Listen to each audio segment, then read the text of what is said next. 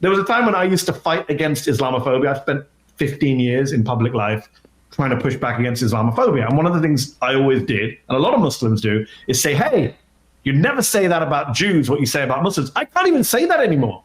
Because now anti-Semitism has been so revived that Muslims and Jews are equally demonized and smeared by the right. And it's really, really scary. Let's play that clip from Laura Ingram so people can take a look. Now, Laura Ingram, let's say, we should say, longtime racist. I mean, she's been at this for a long time, back from her days in Dartmouth. She's a vet. Full-on vet.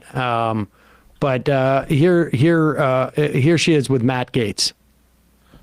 Faced unfair persecution yourself by our powers that be in our justice system. But Bragg just indicted a former president for the first time in our history, and yet they don't have to tell the American public right now why for a few days, just to keep the drama going, I guess. Your reaction to just that aspect of it before we get into more?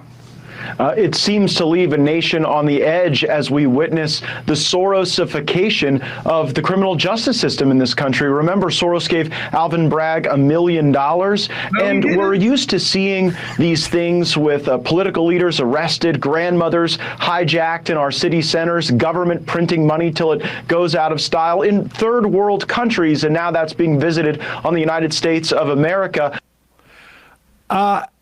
There's a lot of lies in that one clip. Well, I mean, first off, you mentioned Ingram's history of racism. What about Ingram's history as a lawyer? She knows full well why this indictment is sealed and why it hasn't been revealed. Well, exactly.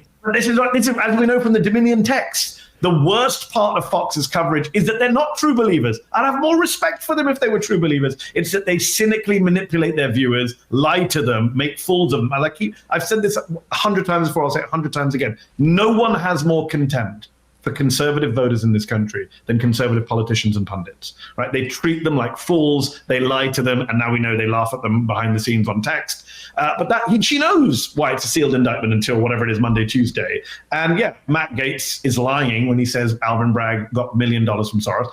100% untrue. That is just a complete lie. And we should just say, Bragg wanted Trump in, I guess, last night to turn himself in, and they negotiated Tuesday, but it would be incredibly unfair to Trump to release that indictment. I mean, it's just not the way you do it. It is impressive in that respect. But Georgia, what is your sense? I know, the Georgia legislature, I heard some rumblings. There was an attempt to essentially, more or less, I guess, pull a Bibi Netanyahu, where they would somehow have a legislative ability to sort of keep the prosecutors from pursuing the law in some fashion.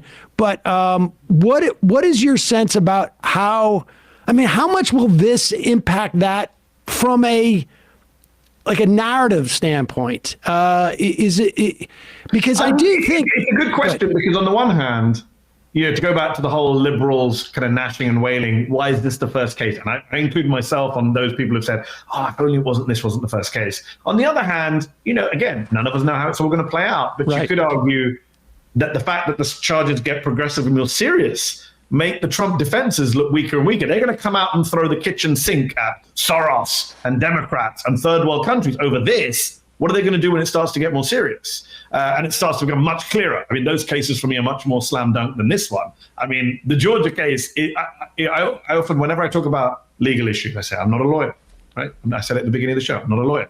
However, asterisks, I don't need to be a lawyer for the Georgia case, because I have 2 ears and I heard the phone call. Every single person can hear the phone call for themselves. Donald Trump committed that crime on tape.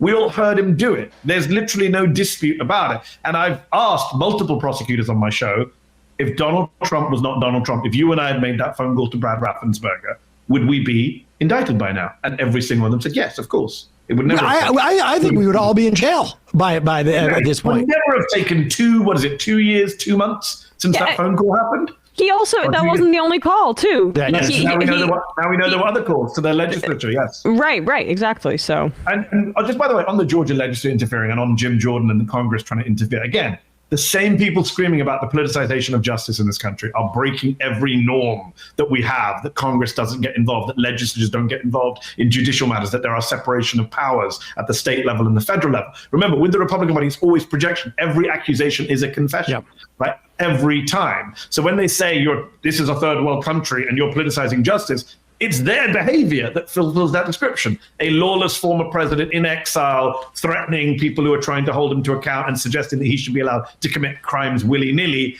and a party behind him that says we're going to break down the wall between legislature and judiciary in order to help that former president. That is quote unquote, and let's not forget third world countries in itself, a racist nativist reference from Gaetz and co. That is what really happens in non-democracies. All right. Now, you recently written a book, Win Every Argument, The Art of Debating, Persuading, and Public Speaking. It is sitting by my bedside right now. Because what's that? No. I read it to my child. I read it to my child every day. Harry Potter than that. Equipping child with some real skills there. Let's see how you do. We're going to have our own little. First, let's play this clip from Tucker Carlson, who makes a point that we'll let Tucker Carlson say and hear how you respond to Tucker Carlson. So the rule of law appears to be suspended tonight, not just for Trump, but for anyone who would consider voting for him. Democrats can attack police officers and seize control of the Tennessee State House. They did that today, and no one's going to go to jail. Trans Biden voters can execute Christian children, and the Biden White House will explain that actually the trans community, the transgenderists, are the real victim. This is what it seems to be. It's a political purge. And confronted with it, the real quislings here, who are the Republican leaders in Washington, are naturally calling for a surrender. Asa Hutchinson is saying that Donald Trump needs to withdraw now because Alvin Bragg doesn't like him. So one of the reasons that Trump won in the first place in 2016 is because people like Asa Hutchinson, people who have no interest in winning or governing, and least of all in representing their actual voters or their interests, people like that have been in charge of the Republican Party for generations now, and its voters are sick of it. And if those people continue to run the Republican Party much longer, that party will no longer exist within a few years. There'll be no reason to have it. What you're seeing now is lawlessness, and the question is who can stop it. So is this a suspension of law, not just for Trump, but also for the people who voted for him? And can we all just agree that Asa Hutchinson really dictated the Republican Party before Trump came on the scene? The most powerful man in Republican Party, Asa Hutchinson. To that bit of demagoguery from Carlson, you can't really. There's not really an argument in there. It's just demagoguery, right? The trans line is gratuitously offensive and untrue. My favorite part was the end when he said, lawlessness and violence. And I'm like, well, hold on. Aren't you the guy who put out video of the January 6th insurrection saying these are tourists just recently? Now you're concerned about police at the Tennessee State House, apparently, but not the Capitol Police. Look, fundamentally, I would say two things. Number one, go back to what I said earlier. No, this is about the rule of law. This is about everyone being held equally to the law. And I'm not going to take lectures about politicians being targeted from the party of lock her up. Like, this is a party that spent several years saying lock her up, lock up Fauci, lock him up. And now they're very bothered by a legal process by which their boss might be locked up. And of course, with Tucker Carlson, there's only one response to make to Tucker Carlson. I'll only make one response for the rest of my life to Tucker Carlson, which is, you hate Trump more than I do. Exactly. You call him a demonic force. I've never called him a demonic force. I've never compared Trump to Satan. You hate Trump more than I do. Why do you hate Trump more than I do? It's just also the covering of his ass now on a nightly freaking basis. I love Trump. It is insufferable. I cannot believe that we're going to have to sit through this, because he's going to have to be overcompensate. As long as Trump's in the public eye, he'll be overcompensating for the rest of time. It also feels like at the end there, he is sort of shopping around for a strong man, right? It's like he's talking about the suspension of law. The law has been suspended. Now, who is the person who's going to do something about it? Let's not forget, Tucker Carlson is America's most influential mainstreamer of Viktor Orban, right? Exactly. He's the guy who went to Hungary and did a show there for a week. He's the guy who made Viktor Orban acceptable and agreeable to the Republican base in a way that no other person has. And I would say, as excited as we're getting about Alvin Bragg and Donald Trump, for me, the most important possible trial of this year is not Gwyneth Paltrow, is not Donald Trump. It is actually Fox Dominion. Mm-hmm. Without a doubt, that is the most exciting one.